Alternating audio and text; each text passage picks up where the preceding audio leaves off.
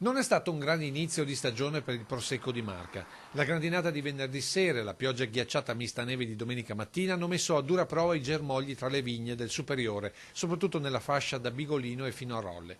Ora però la vera preoccupazione è il calo termico, perché non accada come 2 anni fa che la gelata di una notte bruci un'intera annata. Produttori con lo sguardo alla neve che ha imbiancato il Cesena e i monti vicini fino ai 1000 metri, con il timore che la prossima notte il termometro scenda sotto lo zero. Sorvegliati speciali i filari del Basso Conegliano Valdobbiadene, ovvero la zona di Bigolino e in genere lungo l'asta del Piave, mentre per la DOCG Colli Asolani le maggiori preoccupazioni corrono lungo la Val Cavasia e gli avvallamenti tra le colline di Monfumo ed Asolo. Tanti timori sottolineano i produttori, ma al momento non grandissimi danni, calcolando ad esempio che nel territorio del Superiore, che conta circa 8.000 ettari, non sono più di 500 quelli colpiti dalla grandinata e di questi ancor meno quelli con danni davvero importanti. E non a caso è lo stesso Presidente della Camera di Commercio a ridimensionare gli allarmismi lanciati dal Consorzio Superiore e dal Presidente Innocenzo Nardi. C'è un po' troppo di allarmismo, la zona interessata è certamente una zona importante però molto contenuta, quindi non dobbiamo creare assolutamente allarmismi per niente,